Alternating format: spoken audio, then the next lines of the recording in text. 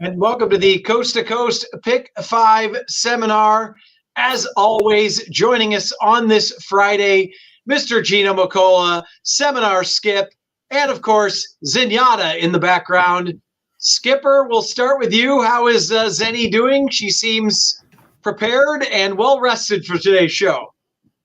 Yeah, I took her for a long walk this morning, and she's still tired. But yeah, she gets a little upset, I think, that I do the show in her room. I made it my office also. So, but she'll be fine. She'll be quiet, and I can't wait to do this. And finally, we got some sunshine, no rain, and we got a great card tomorrow and great racing all over. And this coast to coast, I'm telling you, it's really paying good, and it's outpaying the parlays. I saw a little stat on it, and it's insane. This is such a great bet. Unfortunately, we missed it last Saturday. I missed the first leg, and then we beat Fierceness, which I tried to do. It paid like a little over 1,000, but it's unbelievable. The parlay would have paid $93. So I'm looking at the chart right now. So there have been 9 coast-to-coast pick 5s so far. The lowest payout in any of them has been $904. And the highest payout has been 102,000. So it's averaging 24,000 right now. And the few of them that pay around 1,000, the parlays there should have paid 93, 117, and 345. And instead they end up paying over $1,000 in pick 5s because of the dollar-based wager, the low takeout. It's just more difficult to play. And that's why we've said this is one of these wagers now for the next couple months where you have to make it part of your Saturday and Sunday. Right off the bat, when the entries come out, what's nice, I'm doing the videos now for DRF each week for Saturday, Sunday to preview the Coast to Coast Pick 5s. Also, DRF's fully behind this thing. They're giving out free past performances for every Coast to Coast Pick 5 also. So if you're someone who wants a little help handicapping the races with your DRF PPs, you can get those for free for the sequence every Saturday, Sunday too. So everybody's getting all in on this thing, Chappie. Like you said, with the parlays paying that much less, these things are such great value with the, like you said, $1 minimum, 15% player friendly takeout. Last week, basically 4 of the legs were all favorites or close to it, and including Nisos, who absolutely galloped at 1-5. And the only loser, like Skip said, was Fierceness. I believe the winner was 5 or 6 to 1 on the morning line. So you had no higher than maybe a 5 to 2 other than that, and you get $1,000. Honestly, it's the best thing to play right now for the next few months. And we're going to be doing our best to try to help you hit it, or maybe help you with a couple of the races that you may just have had trouble with along the way. Cause I don't think a lot of people out there probably aren't just playing verbatim everything. That's not the way I play. When I watch shows and I'm listening to radio shows and I'm listening to other people, I'm listening for things that just weren't on my radar. Oh, there's a horse that I wasn't even thinking about. And that's a horse that's going to be 8 or 10 to 1. I'm already spreading out in that race. I'm definitely throwing that horse in. That's how I hope a lot of people look at these shows when we're out here giving information. No doubt. And, this week, like Skip mentioned at the start of this show, that you basically needed a rowboat or a pontoon to get around in Southern California, but that's all blown away. The weather is fine here. Should be terrific at the weekend. And Skip Rains, before we start handicapping with Gulfstream Park Race 9, how is the weather in Florida? The weather is good. Everything should be great tomorrow. So let's get one final little update for you, and tomorrow. It's going to be great. So we're good to go. We're good to go. Let's hit this thing. Sunny skies here in Southern California, but we started off at Gulfstream Park, race 9. We're going 5 furlongs on the turf in the Gulfstream Park Turf Sprint. Skip, how do you like leg 1? I like a couple horses in here, and the favorite is not one of them. I really thought Coratori was really vulnerable in here. It's 7-5 morning line. And listen, the horse loves to win. It's won 10 out of 34. It's won 9 out of 31 on the grass. I just, it's 8 years old, and I don't know if it's getting a little long in the tooth. The horse is still running good. It still ran a really bang-up race when they went fast, 21 flat, 42-3. Got a little tired late. Now, my only concern, I know it's come back to train well, but I just thought maybe at that age, maybe that race could have took a little something out of him. So I really like the way the 4 won last time, Panther Island. This horse, they gave it a break from March until December. December 1st it came, and he ran on the synthetic track, and it won by half length. And then last race on New Year's Eve, boy, 5 furlongs on the grass. It won in 54-3, and the way that he did it, kind of sad. He got a perfect trip. They were like 3 wide, and then turn it for home, it was 2 wide, and he just waited, and Reyes split horses and won and drew away. And this horse loves to win too. It's raced 10 times. It has 6 wins. So I'm using the 4 for sure. The one that I was going to use that I thought might be a little bit sneaky is the 1 Heaven Street. This horse, throughout its last 2 races, it was at Churchill Downs on the main track and then Tapeta at Turfway Park. This horse loves the grass. 15 starts, 5 wins, 2 seconds, and a third. And with a lot of speed in this race, I mean, these horses could go. And I think Saez can maybe get a little pocket trip on the inside and sit there and make a little run. So the 1's going to be on my ticket. And then the other one I'm going to use is the 6, Eamon. Came out of the same race as Panther Island. But this horse was way back early. And as Panther Island cut the corner and saved ground, Eamon, or however you say it, was wide the whole way with Paco Gonzalez, and still came running. Wide trip, finished strong. So I'm going 1, 4, 6 in here. I'm gonna check out the favorite, and hopefully I'm right. God, Gino, I'm literally, I'm going to start with one of the horses with you to talk to you about, Gino, as we get to what Skip said. The 1 horse, 7 Street. We talk about this all the time. Even one time a horse might run poorly, but like Skip said, those last 2 races, one of them's on synthetic, one of them's on the dirt. People look at those bad running lines, but all you do is you draw 2 lines through that, and this horse absolutely fits. And is that one of the horses you're using in this sequence? Yeah, Skip, you got to leave a little meat on the bone for some of us. I have 1, 4, 6, 7. Same exact sort of thing that I think you had. Those are the horses there. I probably won't let Caratori beat me, just because I do think he could sit a really nice trip. He could sit like 3rd from the outside and probably just fall right into it. So that may help him. But there are definitely versions of this race where Caratori, Hope in Him, That's Right, possibly Coppola, they're all pushing it. And then it sets up well for a horse like Eamon, who I'm glad Skip mentioned, because we know what Eamon is. He's just a late runner. And some of his races that don't set up as well, he's going to finish 2nd, 3rd, and 4th. And he'll come running and he'll pass horses. If they go fast enough, he will pass them all. So I definitely want him on the ticket, because with horses like That's Right and Hope in Him, they might be cooking up front. And Heaven Street, I thought, was the most interesting horse. I actually had him as my top selection there for the reasons you guys said. That Keeneland race was very good. And what was really cool about that race, he just showed us that he can sit off and pass horses exactly how Skip pointed it out. That's the trip we're hoping for. And you want the horses to your outside. Maybe you let them go and you just try to sit right behind them. I was a little disappointed with Coppola, who I thought got a pretty perfect trip in that last race and just didn't have much. And as Skip pointed out, Panther Island dove in between horses. Those were the 4 for me, 1, 4, 6, 7 to build around. All right, so 1, 4, 6 for Skip, trying to beat the favorite. Gino using 1, 4, 6, and 7. Then we move to the second leg, which is race 3 at Santa Anita, going a mile on the dirt. And I will actually start here, if you don't mind. Please. They always say don't use a horse trying something for the first time. And I'm going to try to break that rule here. I'm going to actually try to single in this race. And my single is going to be the 4, El Rey Dorado. Yeah. Ever since this horse took the blinkers off, the horses ran very well. Now, the first thing this horse is doing is going 2 turns on the dirt. But it sure looks like, unless Pratt on the rail decides to go, this horse looked to get a very easy, lonely lead on the front end. And we always talk about pace makes the race and how the race sets up.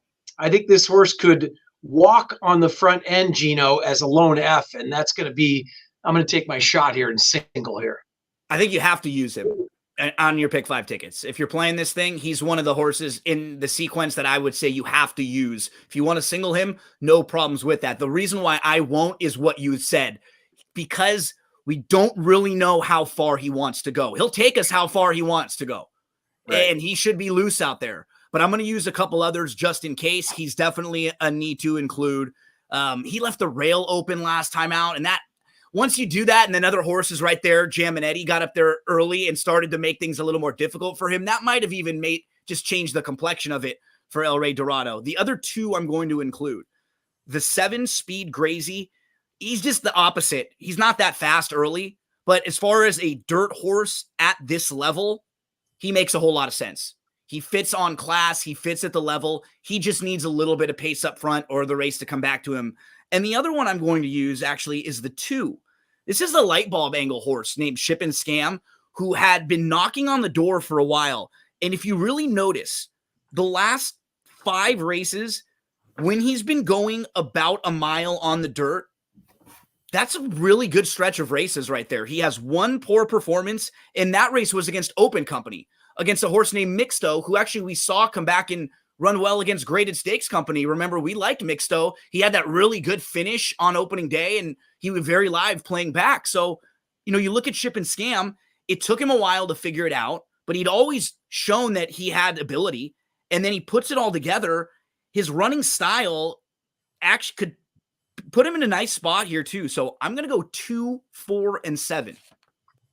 All right. 2, 4, 7 for Gino. Skip, what do you think about leg 2?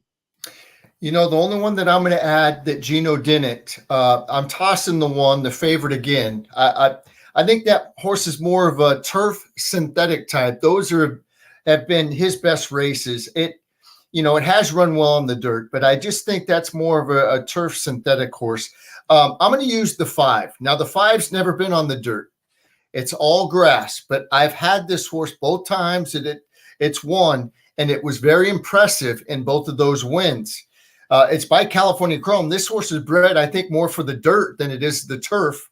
It does have that turfy action, but just in case maybe Kerry Gold goes out with El Rey Dorado and maybe something else crazy happens, I think California Bay is a must on the ticket. So I'm going 2, 4, 5, 7. That dam is it's kind of a fun one, Skippy, too. Tamarack Bay. She had 3 wins on the dirt, was grade 3 placed. She has dropped a ton of just really solid horses that are good on all surfaces, turf, dirt, synthetic, tons of winners. So there's always quality in that family. And I think overall that horse is better than what we've seen. I wouldn't be shocked to see a good performance on the dirt either. So another horse worth mentioning. Yeah, interesting horse. Obviously, we don't know about the dirt form, but like you said, using the breeding, this horse could fit well. And it's all going to depend on if anybody goes with El Rey Dorado and if El Rey Dorado likes the 2 turns. So I'm going to bank on that and try to single there and get out in a race where nobody else does. And otherwise, as they say, you're out.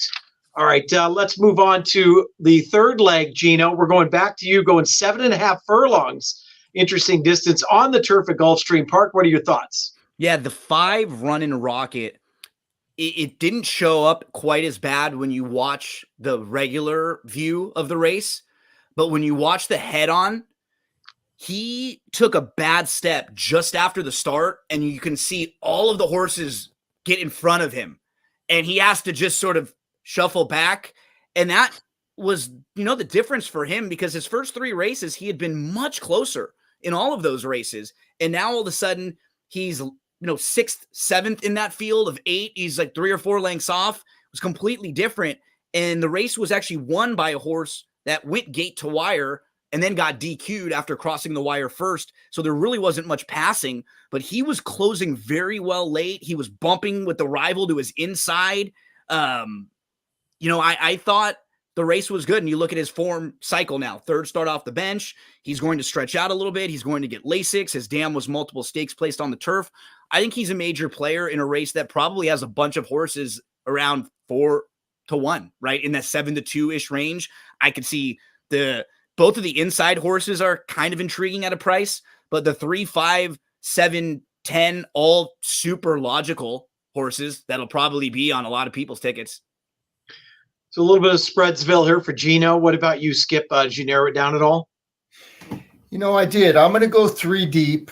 Those are the 3 that I like the most. I might add 1 or 2 other ones, but the one that I like the most is probably In a Jam.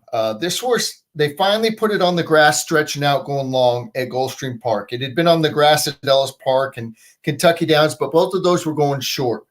And this horse, I'm telling you what, 2 back, December 9th, this horse ran head and head. And they went 23-1, 45-4, 109, 133-2. And this horse got nipped at the wire. And that was the only time that the horse that beat it was in front.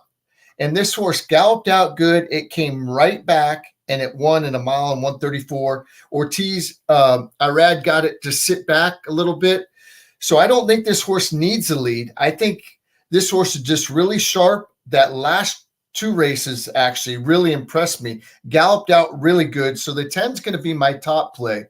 I agree with everything that Gino said about the 5, and I like the work on the 2nd. I know it's fast, and it's funny because, I don't just look at the fast works like Chappie, you and I talk about it. You got to see how they're doing it.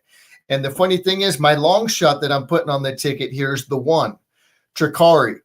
And I put good works. And the work that I liked almost better than the last one was on the 19th. And it went 50-2 breezing. And I liked also the one on February 2nd where it went 59 flat breezing. But the one that really caught my eye was a January 19th, and it was much slower. That's why, how they do it. And so I'm going 1, 5, 10. I might add a couple other ones on the ticket, but those are the ones that I like the most. I tried to make a case for the 3, but I don't really like the price. But 2 back and the Pulpit Stakes did not run bad at all against Noted. Reminder, Palm Tree, that was a good race. Noted came out of there and didn't win. It ran kind of flat, I believe. Gino will probably know better than that, better than I will with that. But another one that I might use is King of the Track. It's the other Mark Casse horse.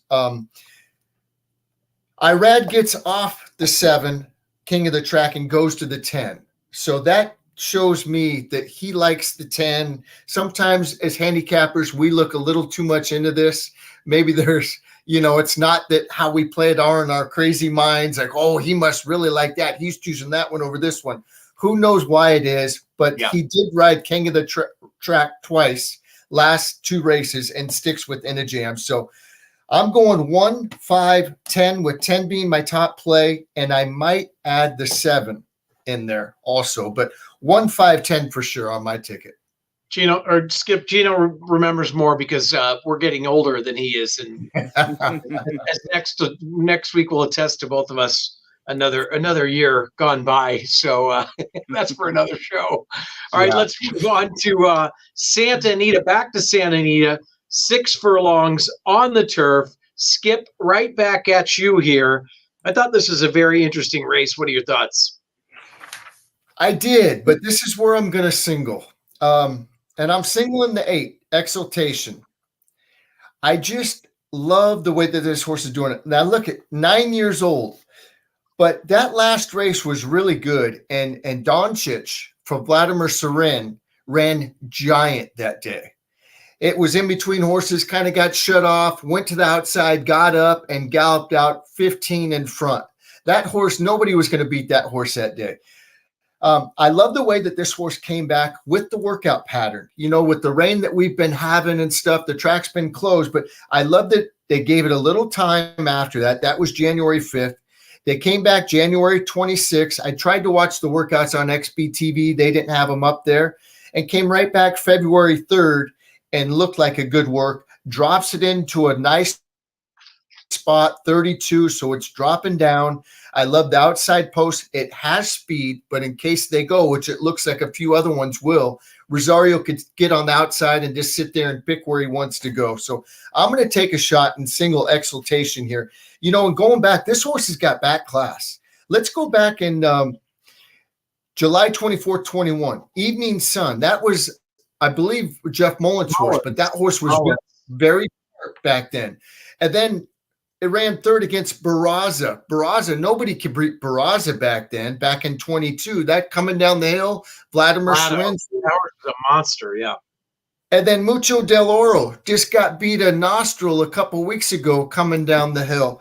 So it's got that class. I think, the drop in class to 32 being a 9-year-old gelding, I think it's just a perfect spot for this horse, with all that being said. Now we just get back to this. Does it make you nervous at all that maybe JJ Hernandez chose Give Me the Loot, the 7, over the 8 Exaltation? Now, maybe he didn't. We don't know, but. Right. It doesn't, because Rosario's aboard. So, right. I actually, the way this horse's style is, I might prefer Rosario over JJ Hernandez. And listen, JJ's great. I don't know. I like Rosario. I love the way that he rides. Strong finisher. Not that JJ is not, but no, that doesn't bother me at all. Gino? What I'm trying to do now in this pick 5, especially too, not that I'm going to play it chalkier the next few weeks, but seeing how well it's playing out and how well it's paying, I'm going to try to cover my bases with, how I see the races playing out in a lot of these. And in this particular race, I think Skip's right. Exaltation's the horse to beat. I could see with him being more aggressive recently and Give Me the Loot right next door. I would not be shocked if both of those horses are forwardly placed and, paying attention to each other, right? And then you throw in 2 or 3 other horses down inside. I'm a little worried that there are versions of this race where they could go really fast up front, and that might even hurt Give Me the Loot and Exaltation if they're both forwardly placed from the outside, trying to get good positioning and trying to make sure they don't let the other one get too far away from each other. Because you throw in Atomic Drop, you throw in Solarity, you throw in Hotbox, all of a sudden they could be cooking up front. I'm going to use the 5 Barristan the Bull just in case. I really think, if you look at first glance and you see that he's 0 for 6 at 6 furlongs, some people might not do the next step and just dig and see that, well, he's won at 6.5 and 7. It's not a distance thing for him. It's just sort of an outlier that in those races at 6 furlongs, he didn't get the types of trips he needed. He ran well in a few of them, but it's not like you see a horse that is a speed horse and they stop going 5.5 and now they're trying to go 6, where you just don't think they can get that trip. And that's the case with a couple of these other speed horses where, down inside, I don't know if they really want to go 6. So I'm going to throw in the 5, probably along with the 7 and the 8. I think both of them are super logical. They make a whole lot of sense, but I'm going to have one other. And I thought Barristan the Bold was probably the best, or of the closers, the one I wanted the most in here. I thought his effort last time out was pretty good. He had nowhere to go. He was behind horses. He had to move out. He had to move back in. He ends up just missing second. That was his first start since August. So now he'll go second start off a 5.5-month break. He'll probably be a little bit sharper, a little fitter with that race under his belt. So the 5 to me was the interesting horse in here. If you want to use one that might be a little outside the box, this might be a race where I think, just rightly so, a lot of people are going to do what Skip did, maybe go 7, 7, 8, just use those 2 or one of those 2. I could really get some separation here if we get the 5 in the mix. And another trainer, we always talk about patterns and how some of them do well, and go cold, go hot. Baraccio is starting to heat up a little bit in the last couple of weeks and starting to win some races. All right, let's move on to the final leg. And we are right back at Santa Anita for race 7, going 6 furlongs on the dirt. And Gino, I want to get your opinion on the entire race, but a horse like Enjoy It Straight, the 9, coming off of a long layoff, and there's no works on XBTV, if I remember. I had looked, so it's a little hard to gauge. But you've got a hot barn, and then Flavian Pratt shows up there. Doesn't that sort of tip the hand here that this horse is live and ready to run first time off the bench? I think he's pretty interesting in here. I'm probably going to single the 7 in this race, honestly, Bags Gold. I went through over and over, and it's almost a process of elimination single, because I really I can't really get to anyone else that I like all that much. I thought that race for Bags of Gold, it made so much sense to me watching it. He broke on top. He pushes the pace. He sits second. He's just off the leader. He backs up a little bit. He's sitting 3 wide. He looms up and he just tires a little bit late. It was going 6.5 furlongs. It was his first start in a few months, and the first start of the form cycle. He should be sharper. He should be a little fitter now, cutting back. That was Dettori's first time aboard him. And so now he has a real feel for him. And I think, could he sit just 3rd or 4th in here and get a pretty nice trip drawn to the outside? That's probably the way I'm going to play it. I believe you sniffed out the other horse I like, or I would think about using. And if it's that case, and I like Bags of Gold a lot more, I'll probably play my bigger ticket where I single this horse and try to use a lot of the horses we talked about in the previous races and just get here. Because I feel confident that he will run well in this race. And a lot of these other horses, I just don't trust all that much. I feel like he's a cut above them.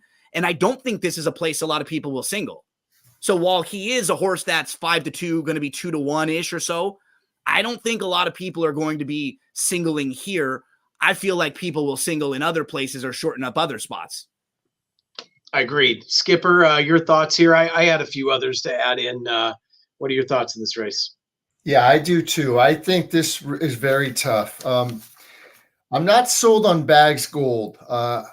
I'll probably throw it in because Gino likes it now. And this is what, if you like it or just because the way you explained it, I'll use it. Originally, I wasn't going to have it on my ticket.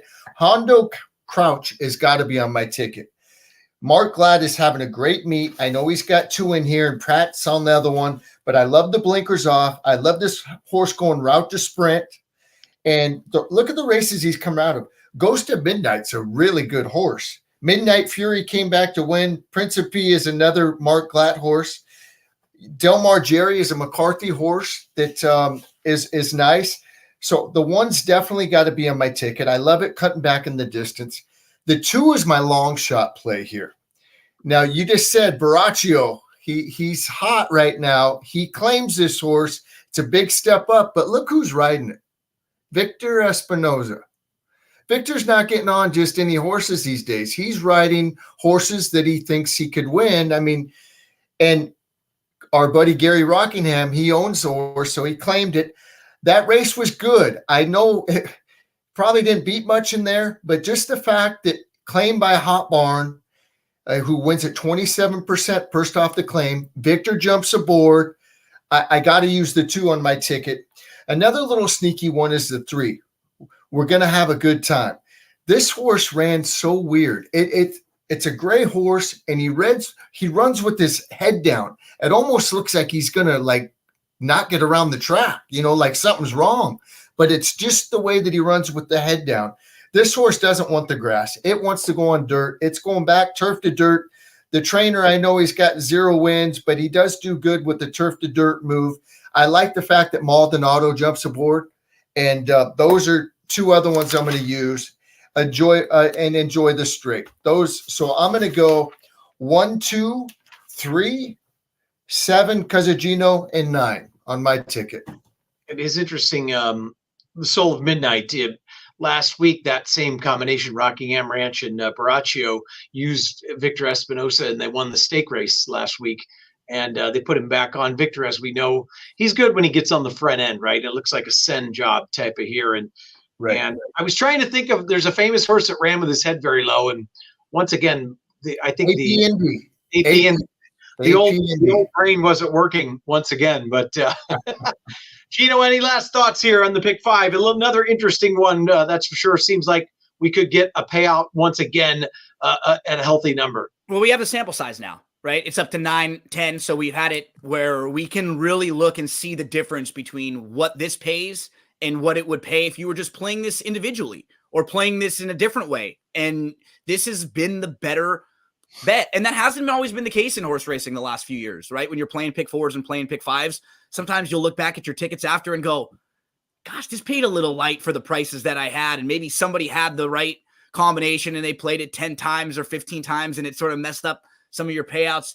This has been a great wager. And every single week, I think it's worth taking your time. Don't forget about some other things you can get involved in on Saturday. I know one of the big contests coming up is going to be the Ultimate Betting Challenge. That's on March the 2nd, and you can get involved. It's a $6,000 contest with a bunch of NHC seats and cash prizes. But for me, and I think for a lot of other players in contests like that, I like playing in the feeders where you can build your way in. So you can win for $40 and then get into like a $600 tournament. And from there, you get into the 6,000 and you only have to spend $40. So maybe you're better off trying that 4 or 5 times with the $40 tournament, seeing if you can qualify, than paying the big money. And then we're going to have some fun this weekend with the pick'em games, Chappie, because tomorrow it'll be a little bit more basketball, college basketball. But then Sunday, we got pick'em for the big game, pick'em.santanita.com, free to enter. Answer the 12 prop questions. Don't forget the tiebreaker. And every single Saturday and Sunday, $500 to the winner. We're going to have a lot of racing coming up at Santa Anita, right? We got a 5-day racing week ahead. That's right. And Sunday's a special. I believe it's $1,000 on Sunday. And it's mostly Super Bowl centric, and there's some little twists and odd ones in there just to make it a little bit more interesting. So 30 seconds each, because we just spoke of that. Pick from each of you guys who's going to win the Super Bowl. Gino. I've been against the 49ers quite a bit. I think they probably should have lost both of the games along the way to get there. You look at these two teams, 49ers have been more consistent all year, kind of struggled through the playoffs. The Chiefs were the opposite. They were a little bit inconsistent all through the year, and they've really flipped the switch in the playoffs. I think that has something to do with coaching and the guys they have. I think you're going to see them run the ball a little bit. I played the Chiefs on the money line. I played a little Pacheco. I think that's where they'll be able to run there. I also think on the flip side, you'll probably see San Francisco be able to lean on the run there as well. So probably a lot of running in this game. Maybe not as high scoring as people may think with these two teams. I agree with the not high scoring part. Skipper. I'm going with the 49ers. I know they haven't looked real impressive and probably should have lost, like Gino said, but I think that with the 2 weeks off in between the last game, I think it's going to do them a world of good. They're starting to get a little more healthier. Samuel's going to have a big game, I think. McCaffrey's going to have a big game. If Purdy could just not do the mistakes, that's the thing. KC's got the definite advantage in defense, but especially quarterback play. Mahomes is the best. I mean, nobody even compares. But I really think the 49ers, this is your year. I think they're going to come out blazing. I think they're going to run. And I think Ayuk and I think Kittle, I think they're going to step it up. I think they're going to win the game. Yeah, I have no strong opinion. I'm going to go with San Francisco just because it seems like the whole world is on Kansas City, and that's the only reason I'm doing it, is to kind of go against the public. You're zigging with the 2-point favorite. You know what I mean? Yeah, right. Yeah, I know. Isn't that crazy? Like because everybody I've heard likes Kansas City. Correct. But 49ers are still favored. I know it went up to like 2.5. Now I think last time I checked it was 1.5 or whatever, 1. And maybe by kickoff, maybe it'll be Pick'em or Kansas City, maybe by 1. But it's so funny how the 49ers are still favored, but all the people that I hear, they like the Chiefs. Yeah, and that's the other reason I have. So, all right, everybody, good luck in the Coast to Coast Pick 5s. Remember, first post tomorrow, 12:30 Pacific. First post on Super Bowl Sunday, 11 a.m. Pacific, so we can get done and get ready for the big game and enjoy the big game. We'll talk to y'all next week. Thanks, gentlemen.